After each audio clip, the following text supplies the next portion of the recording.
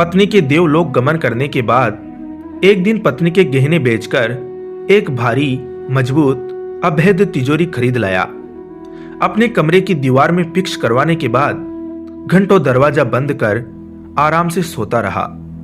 शाम हुई तो जेवर के खाली डिब्बे तिजोरी में जमाया, कुछ पुराने अखबार भरे, फिर अच्छी तरह से तिजोरी बंद कर चाबियां संभालता हुआ घर से बाहर निकल गया। 70 साल की उम्र है मेरी। 67 बसंत देखने के बाद पिछले ही माह पत्नी मुझसे जुदा हो गई। उसकी 13वीं तक तो कुछ पता न चला, क्योंकि घर भरा भरा था। नाते रिश्तेदारों का आना जाना लगा हुआ था। मुझे न एकाकीपन लगा, न सहचर के जाने पर उत्पन्न हुई शून्यता का बोध हुआ।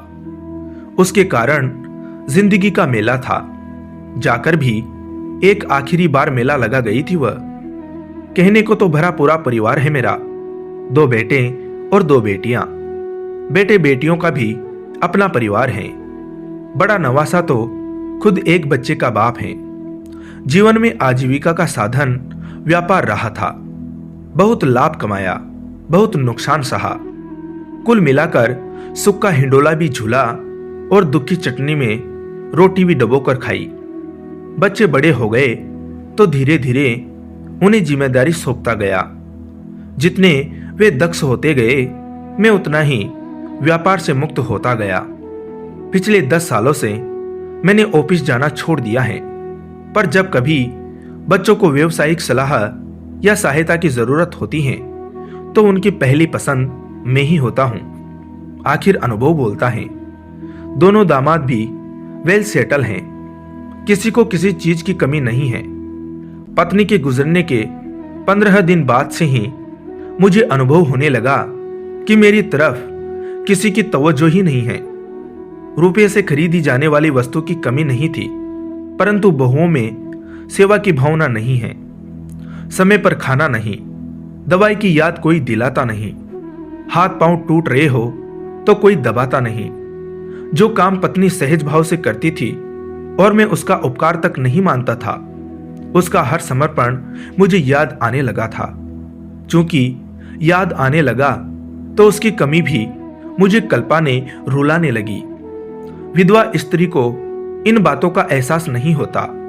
बहुएं किचन में अपने बच्चों में ही सास को उलझाए रखती हैं और जीवन गुजर जाता है। वैसे भी कभी कोई कमी, कोई बात चुभी भी तो स्त्री सोचती है कि पहले पति की उदंडता बर्दाश्त करती ही थी, अब बच्चों की अवहेलना बर्दाश्त कर लेती हूं। विदुर पत्नी के जाने के बाद एकांतवास में चला जाता है।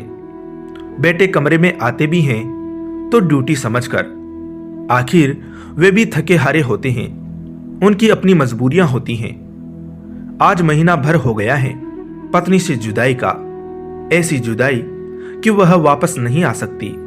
उससे मिलने की एक ही सूरत है कि मुझे खुद ही उसके पास जाना होगा। अभी और जीने की अभिलाषा नहीं, पर पलायनवादी की तरह मृत्यु को अंगीकार करना यह भी तो उचित नहीं। घर से निकलकर मैं दरिया के पास पहुंचा। जेब से तिजोरी की चाबियां निकाली। अंतिम बार नई तिजोरी की नई चमचमाती चाबियों को गौर से देखा। मेरे होठों से एक आह सी निकली। फिर मैंने अपने सुखद भविष्य के लिए उन चाबियों को दरिया में उछाल दिया। मन उदास था। काश मौत पत्नी को नहीं, पहले मुझे ले जाती, पर अफसोस ऐसा हो न सका। बेवजह दीवानों की तरह बिना सोचे समझे सड़कों पर भटकता रहा, अपनी टांगें तोड़ता रहा। कितनी ही दूर चला आया था मैं। रात के अंधेरे में मैं वापस अपने घर लौटा। अंतिम परिणाम आना अभी बाकी है, परंतु आसार दिखने लगे हैं। नई तिजोरी ने परिजनों में उत्सुकता जगा दी है। आज मुझे मेरा कमरा साफ सुथरा मिला है। मेरी कपड़ों की अलमारी तक साफ की गई है। जरूर तिजोरी की चाबी की तलाश में पूरा कमरा खंगाला गया था। चाबी न मिली तो कमरा दुरुस्त कर सरापत दिखाई गई थी। उनकी उम्मीद जिंदा रहे, इसलिए ही तो चाबियां मैंने दरिया के हवाले की थी।